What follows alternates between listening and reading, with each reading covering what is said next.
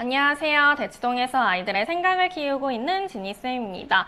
혹시 이런 생각 해보신 적 있으신가요? 같은 학원에 다니고 같은 선생님에게 같은 교재로 공부하는데 왜 어떤 아이는 금방 성장하고 어떤 아이는 힘들어할까요?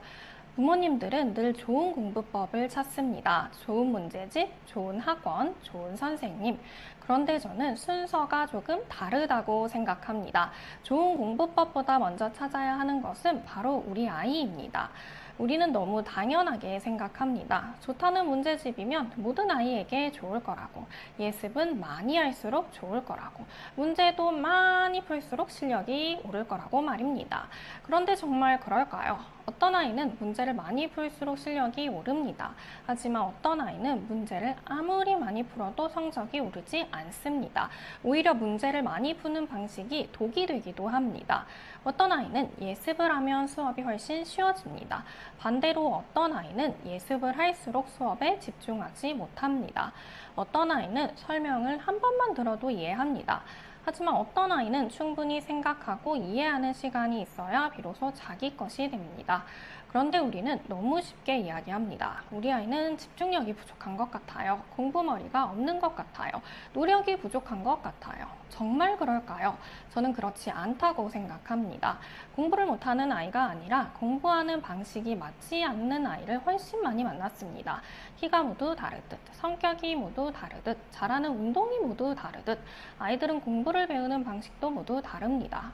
그런데 우리는 너무 오랫동안 모든 아이에게 같은 공부법을 적용해 왔습니다.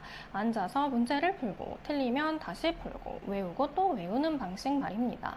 물론 이 방법이 잘 맞는 아이도 있습니다. 하지만 어떤 아이에게는 이 방법이 공부를 힘들어하게 만들고, 결국 공부를 싫어하게 만드는 이유가 되기도 합니다.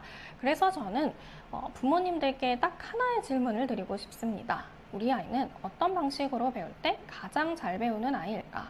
사실 좋은 공부법은 없습니다. 우리 아이에게 맞는 공부법만 있습니다. 이 질문 하나만 바뀌어도 아이의 공부는 완전히 달라질 수 있습니다. 앞으로 몇 편에 걸쳐 아이마다 다른 공부법에 대해 이야기해 보려고 합니다. 왜 어떤 아이는 왜요? 라는 질문을 끊임없이 하는지, 왜 어떤 아이는 오래 앉아 있는 것보다 짧게 집중할 때 더 잘 배우는지, 왜 어떤 아이는 다 아는 것 같은데 시험만 보면 자꾸 틀리는지, 실제 수업에서 제가 만난 아이들의 이야기를 함께 나눠보겠습니다. 아이를 바꾸려고 애쓰기보다 아이에게 맞는 공부법을 찾는 것, 저는 그것이 아이의 공부를 가장 크게 바꾸는 첫걸음이라고 생각합니다. 아이를 알아야 우리 아이에게 맞는 공부법도 찾을 수 있습니다. 좋은 공부법을 찾기 전에 먼저 우리 아이는 어떤 아이인지 생각해 보셨으면 좋겠습니다.